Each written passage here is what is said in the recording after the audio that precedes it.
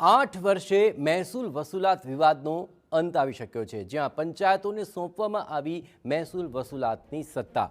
Settlement commissioner અને જમીન દફતર નિયામકે આ અંગે પરિપત્ર જાહેર કર્યો છે. મહાનગરપાલિકા અને નગરપાલિકા સિવાયના વિસ્તારોમાં ફરીથી ગ્રામ પંચાયતોને વસૂલાતની સત્તા આપવામાં આવી છે. ગ્રામ્ય વિસ્તારોમાં જવાબદારી ફરીથી પંચાયત વિભાગ અને તલાટીઓ પાસે રહેશે. અગાઉ વેરા વસૂલાતની સત્તા સિટી સર્વે કર્મચારીઓને સોંપવામાં આવી હતી. અગાઉના નિર્ણયને પગલે રાજ્યભરમાં અસંતોષ પણ જોવા મળ્યો હતો. જૂના નિર્ણયથી સોસાયટીઓ અને મિલકત ધારકોને મુશ્કેલી ઊભી થઈ હતી. વિવિધ સ્તરે રજૂઆત અને વિરોધ બાદ હવે રાજ્ય સરકારે સ્થિતિ સ્પષ્ટ કરી દીધી છે.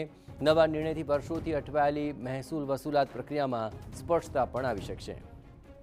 વધુ વિગતે વાત કરવા માટે જોડાઈ રહ્યા છે TV9 political editor Kinjal Mishra. Kinjal, આખરે વસૂલાતને લઈને એક મોટો નિર્ણય છે. નિર્ણયથી કેટલો ફરક આપ જોઈ રહ્યા છો?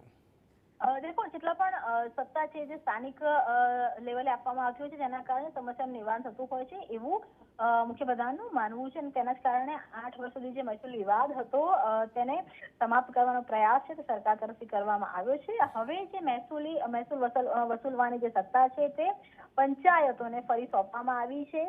ખૂબ લાંબા સમયથી આ એક વિષય હતો, એ સરકારમાં ચાલી રહ્યો હતો.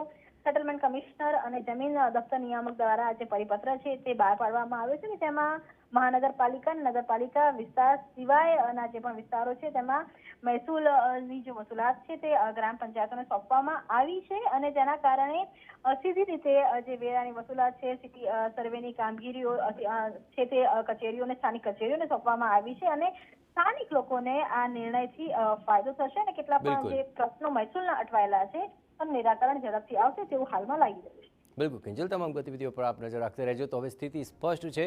હવે વસૂલાતની અંદર કેટલી ઝડપ આવે છે તે જોવું ખૂબ જ મહત્વપૂર્ણ બની રહેશે આ નિર્ણયથી.